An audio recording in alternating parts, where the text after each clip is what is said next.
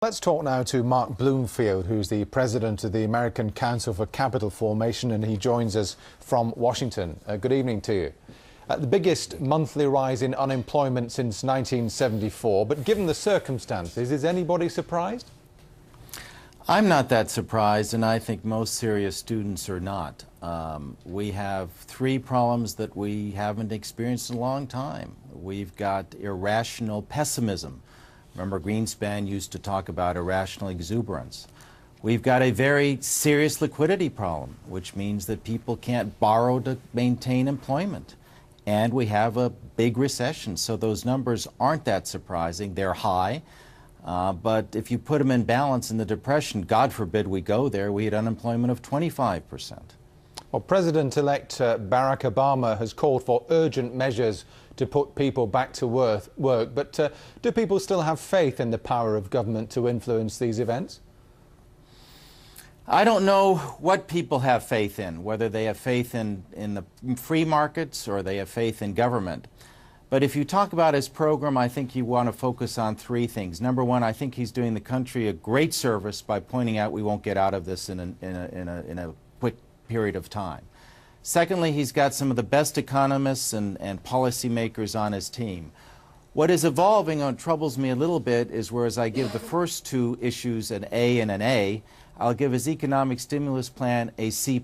Why? Because we really don't know that much about it.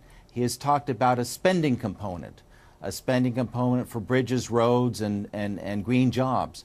But fiscal policy, when it usually works, also has a tax component. And I'm very curious what those tax measures could be. Let me give you one example. There's a liquidity problem. I talked to a CEO of a major oil company the other day, and he can't borrow money to do long-term exploration because he cannot loan. We've got about $6 billion overseas, which companies don't want to bring back because the tax is too high.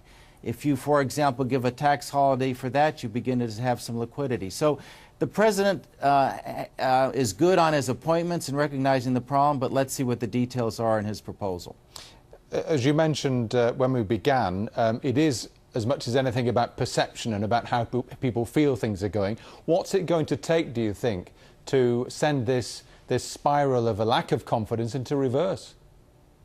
I think a couple of things. One is I think he could emulate FDR. Franklin Delano Roosevelt had the ability to install confidence in the American people. As you may recall, he said the only thing we have to fear is fear itself.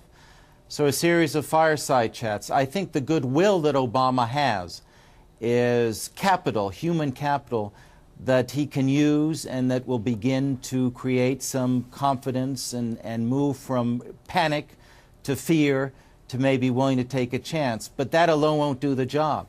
We have to have liquidity, we have to have credit flowing, and we have to stimulate the economy. And I commend the president for the size of a stimulus package, which he's talking about, which is 2 to 3 or 4% of the gross national product. So it's a combination of concrete policy moves and his leadership.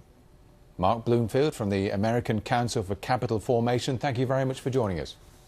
Thank you as always.